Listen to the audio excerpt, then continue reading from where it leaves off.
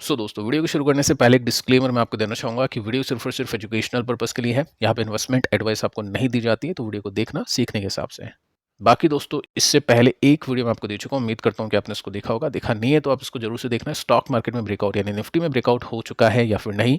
साथ में कुछ सेक्टर्स हैं जिनके अंदर काफ़ी बड़े एक्शंस देखने को मिले, काफ़ी बड़ी न्यूज़ अभी आई है। केमिकल है, बैंक है, कंज्यूमर है, डिफेंस है, तो इनको लेकर भी डिटेल में हमने डिस्कशन किया है। अब दोस्तों यूएस के मार्केट पे आते हैं। यहाँ पे आप नोट कर सकते हैं डाउ जोन्स जस्ट अभी 68 पॉइंट्स नीचे है। गिरावट है बट इतनी कुछ खास बड़ी नहीं। नेस्टेक को देख लेते हैं तो नेस्टेक अभी 37 पॉइंट्स की तेजी है बट इतनी कुछ खास बड़ी नहीं। तो मिक्स मार्केट है जिसमें डाउ जोन्स तो नीचे है, नेस्टेक प्लस में है। लेकिन दोस्तों बड़ी तेजी अभी यूएस मार्केट में चल रही है फैंग प्लस के इंडेक्स के अंदर। बड़ी तेजी मतलब 1% है ओनली वैसे तो, लेकिन दोनों के कंपैरिजन में सही है। डाउ और नेस्टेक के कंपैरिजन में ठीक है।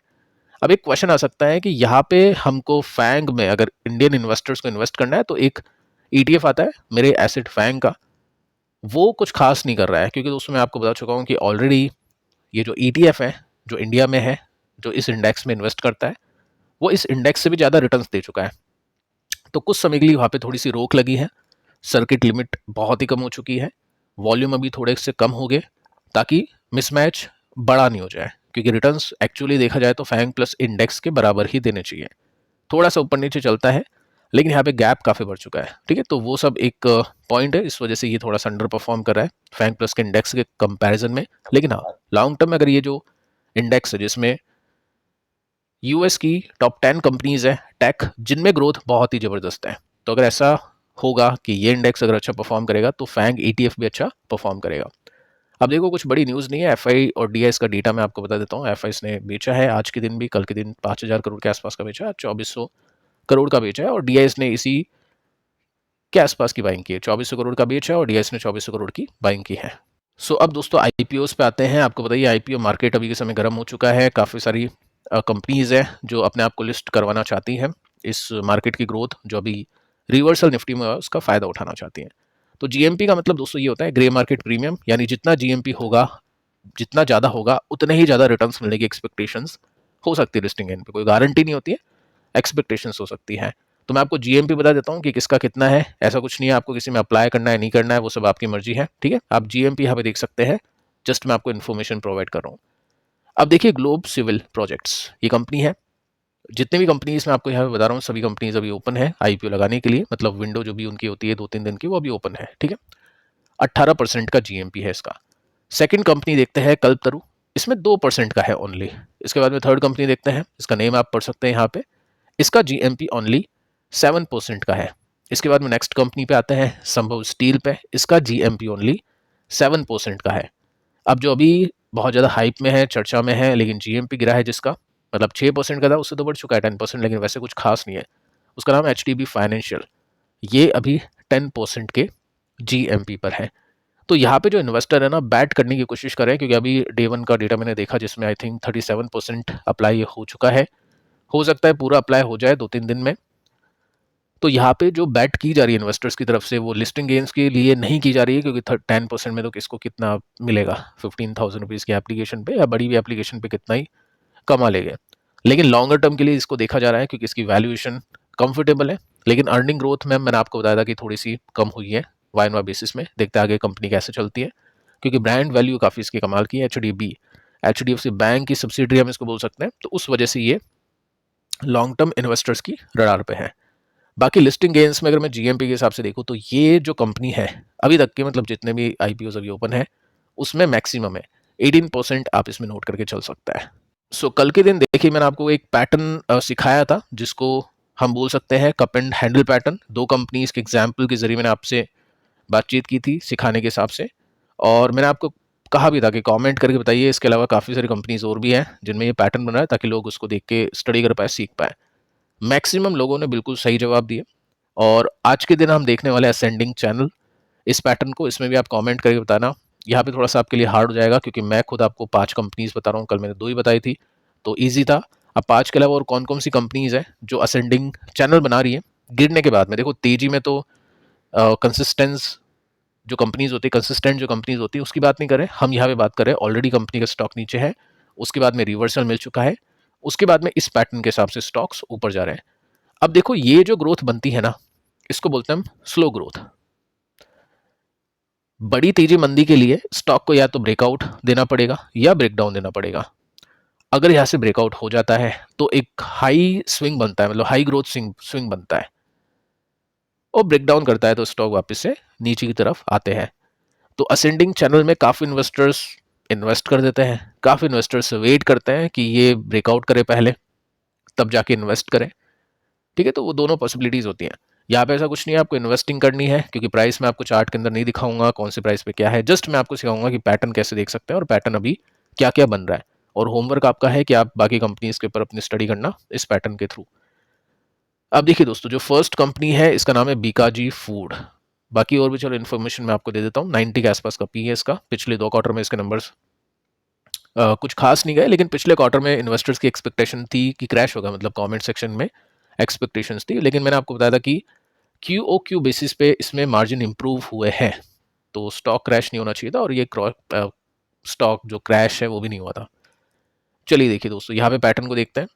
पैटर्न आप इसमें सिंपली नोट कर सकते हैं कि पहला जो असेंडिंग ट्रेंड लाइन चैनल है, देखो मैंने जस्ट सपोर्ट यहाँ पे बनाया है। आप इसी तरह से चैनल मैंने आपको बनाना सिखा रखा है वैसे काफ़ी पहले, तो ये चैनल भी आप बना के चल सकते हैं जिसमें सपोर्ट और रेसिस्टेंस होगा। ठीक है, ये एक चैनल बना है यहाँ पे, इस हिसाब से स्टॉक परफॉर्म कर गया। यहाँ पे दिया इसने अच्छा ब्रेकआउट, उसके बाद में वापस से स्टॉक नीचे आ गया, प्रॉब्लम्स के चलते मार्जिन के संकुचित होते हुए, मतलब हम बोल सकते हैं श्रिंक होते हुए, मार्जिन इसका काफ़ी कम हो गया था, तो उसके चलते स्टॉक नीचे आ गए। अब देखो यहाँ पे क्या है, अगेन एक असेंडिंग ट्रेंड लाइन पैटर्न बन रहा है। इसको हम क्या कर सकते हैं फिर, जो अभी मैंने आपको दिखाया ये वीकली चार्ट था, मैं आपको डेली चार्ट के साथ में बता रहा हूँ। तो वीकली चार्ट में हम ब्रॉडर लेवल देख सकते हैं कि ब्रॉडर क्या स्ट्रेंथ है स्टॉक की, किस तरह से वो चल रहा है। और डेली चार्ट के अंदर हम देख सकते हैं कि अभी कुछ हफ्तों का, 1-2 महीनों का क्या इसमें व्यू बन रहा है। तो देखो पैटर्न को अगर आप बनाओगे तो आपको दिखेगा सपोर्ट, ये ट्रेंड लाइन के ऊपर काफ़ी बार इसने सपोर्ट लिया है, तो अभी स्टॉक अपने सपोर्ट पे है। तो स्टॉक अभी चल रहा है सपोर्ट टू रेसिस्टेंस, जैसे आप देख सकते हैं ये सपोर्ट टू रेसिस्टेंस, ये सपोर्ट टू रेसिस्टेंस, ये support to resistance. Breakout breakdown आपको बताइए, मैं आपको बता चुका हूँ स्टार्टिंग की स्लाइड में कि अगर ये यहाँ से टूटता है वॉल्यूम के साथ में तो ब्रेकडाउन कंसीडर करेंगे, और यहाँ पे ये जो लाइन है ऊपर से टूटता है तो उसको ब्रेकआउट कंसीडर करेंगे। नेक्स्ट जो कंपनी, इसका नाम है Bajaj housing finance. Stock 1 to 1 rupees का है, वैल्यूएशन काफ़ी हाई हो गई थी इसमें, लिस्टिंग के बाद में स्टॉक्स काफ़ी खरीदे गए थे इन्वेस्टर्स के द्वारा, म्यूचुअल फंड एफआईज के द्वारा, तो स्टॉक काफ़ी ऊपर चले गए थे। तो वैल्यूएशन को कंफर्टेबल होना बहुत ही ज़रूरी था। आप देखोगे तो यहाँ पे काफ़ी ऊपर चला गया, उसके बाद में स्टॉक गिरते पड़ते नीचे आता है। इसमें भी हम सपोर्ट को देखें तो इसके हिसाब से स्टॉक नीचे आ रहा था, अभी हम इस सपोर्ट को मेंटेन होता हुआ देख सकते हैं, क्योंकि एग्जैक्टली इसी लाइन के आसपास है। अब इसमें देखिए थोड़ा सा क्लीन चार्ट जरूरी नहीं है हर एक स्टॉक में बने, एक्सेप्शंस भी होते हैं कभी कभी, तो वो भी हम यहाँ पे डिस्कस कर लेते हैं। अब इसको डे फ्रेम में देखें तो ये एक ब्रेकडाउन कर गया था, लेकिन वापस से ऊपर जाने की कोशिश कर रहा है। अब हाई वॉल्यूम्स के साथ में ब्रेकडाउन नहीं करा तो इसको एक स्ट्रॉन्ग ब्रेकडाउन कंसिडर नहीं करेंगे, लेकिन हम ब्रॉडर स्ट्रेंथ को देखें तो चलो ठीक है, अपर बॉटम के साथ में स्टॉक ऊपर जा रहा है, जिसमें जो सपोर्ट है बॉटम है वो ऊपर की तरफ शिफ्ट कर रहे हैं। पूरा खेल अभी इसमें डिपेंड करता है इसके नंबर्स पे, इसी पर नहीं, जो भी कंपनीज है, जो भी स्टॉक्स है, सबको नंबर्स, मतलब सबके जो नंबर्स हैं वही देखेंगे इन्वेस्टर्स। इन्वेस्ट करने से पहले हो सकता है कुछ इन्वेस्टर्स को पहले से थोड़ा सा लग रहा हो कि नंबर्स अच्छे आ सकते हैं, तो वो पहले से इन्वेस्ट करने की प्लानिंग करेंगे। इसके बाद में देखिए नेक्स्ट जो कंपनी एनटीपीसी ग्रीन एनर्जी है, इसको भी हम देखें तो यहाँ पे भी आप नोट कर सकते हैं गिरावट हो गई और उसके बाद में स्टॉक अप ट्रेंड में आ चुका है। ये वीकली चार्ट है जिसके अंदर आप देखोगे तो स्टॉक अपने सपोर्ट को लेते हुए, यानी लोअर हाइज और लोअर बॉटम्स को लेते हुए स्टॉक ऊपर जा रहा है। डे फ्रेम में देखते हैं इसको, तो डे फ्रेम के अंदर आप देखोगे तो ये सपोर्ट की ट्रेंड लाइन है और रेसिस्टेंस की ट्रेंड लाइन भी आप ड्रॉ करके देख सकते हैं, तो ये असेंडिंग चैनल में आ जाता है। ठीक है, नेक्स्ट जो कंपनी है इरेडा है, इसमें 3.5% की तेजी आज के दिन बनी। इसको भी हम वीकली चार्ट के ऊपर देखें तो यहाँ पे गिरावट होने के बाद में स्टॉक ऊपर जा रहा है। देखो अब यहाँ से आपको और सीखने को मिलेगा, स्टॉक गिरा, असेंडिंग चैनल के हिसाब से स्टॉक ऊपर गया यहाँ पे, उसके बाद में स्टॉक ने यहाँ पे दिया है ब्रेकआउट। तो ब्रेकआउट के बाद में देखिए जब असेंडिंग ट्रेंड लाइन जो चैनल होता है ना, उसको जब भी ब्रेकआउट देता है, पहले तो उसमें एक तो अच्छी स्ट्रेंथ है, वो सपोर्ट के साथ में रेसिस्टेंस के साथ में ऊपर जा रहा है, ऊपर से एक और ब्रेकआउट मिल गया तो बहुत बड़ी तेजी बनती है। वापस से स्टॉक नीचे आना शुरू हुआ, स्टॉक नीचे आ गया।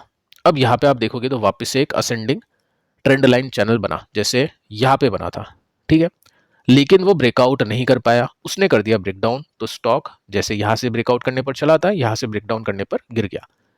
इस पैटर्न के हिसाब से आप चीज़ों को देख सकते हैं। अब जैसे यहाँ पे भी एक असेंडिंग ट्रेंड लाइन चैनल बन रहा है, लेट्स सी कि ब्रेकआउट करता है या ब्रेकडाउन करता है, क्योंकि ट्रेडर्स की एक्सपेक्टेशंस होगी ब्रेकआउट की, और जब वो ब्रेकआउट होगा तब ट्रेडर्स वहाँ पे एक्टिव हो जाते हैं। जैसे यहाँ पे नहीं हुआ तो ठीक है, शॉर्ट सेलर एक्टिव हो गए, यहाँ पे ब्रेकआउट हो गया तो कुछ टाइम के लिए जो ट्रेडर थे वो एक्टिव हो गए। सो यहाँ पे हम इसको डिटेल में देखते हैं डे फ्रेम के अंदर। तो ये कुछ आप देख सकते हैं इसके बेसिस एंड रेसिस्टेंस को भी ड्रॉ करें तो इस तरह के पॉइंट्स यहाँ पे देखने को मिलेंगे। सपोर्ट लेकर अभी थोड़ा ऊपर जाने की कोशिश करता हुआ स्टॉक देखने को मिल रहा है। इसके बाद में दोस्तों नेक्स्ट कंपनी है, ये 5वीं कंपनी है, IRCTC। अब इसमें देखें तो इसको वीकली फ्रेम में देखते हैं सबसे पहले, और इसमें भी आप देखोगे तो यहाँ पे भी गिरावट के बाद में असेंडिंग ट्रेंड लाइन चैनल बना, उसके बाद में ब्रेकआउट किया तो एक बहुत बड़ा स्विंग बना, ठीक है। इसमें अच्छी तेजी का फायदा मिला इन्वेस्टर्स को।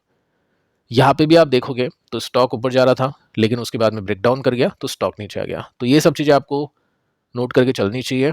साथ में दोस्तों हम देखें तो अगेन एक यहाँ पे असेंडिंग ट्रेंड लाइन पैटर्न बन रहा है। इसको अब क्या कर सकते हैं अपन, डे फ्रेम के अंदर देख लेते हैं। ये एक्सेप्शन था, इसको हटा सकते हैं हम, और यहाँ पे सिंपल सी लाइन को ड्रॉ करें तो ये चीज़ आपको देखने को मिलेगी कि स्टॉक अभी अपने लोअर लोज और लोअर हाइज के साथ में ऊपर नीचे जा रहा है, या ट्रेंड हम बोल सकते हैं इसका प्लस में भी देखने को मिल रहा है। लेट्स सी ब्रेकआउट्स होते हैं या ब्रेकडाउन होते हैं। आपकी कुछ एक्सपेक्टेशंस है इनमें से किसी कंपनी के ऊपर, आपकी रिसर्च चल रही है, आपको लग रहा है ब्रेकआउट होगा या ब्रेकडाउन होगा, तो वो भी कमेंट कर सकते हैं, ताकि जो रिसर्च कर रहा है उसको समझ में आए, वो भी आपकी रिसर्च को देखकर उसको फ़ायदा मिले। ये सब आप नोट करके चल सकते हैं, और साथ में जो कमेंट सेक्शन है उसके अंदर भी आप लिख सकते हैं। सो फिलहाल दोस्तों इस वीडियो में इतना ही। कल के वीडियोस को भी देख लेना, साथ में इससे पहले की वीडियो को भी देख लेना। मिलते हैं कल किसी और वीडियो में किसी और इन्फॉर्मेशन के साथ में, तब तक के लिए शुभ रात्रि।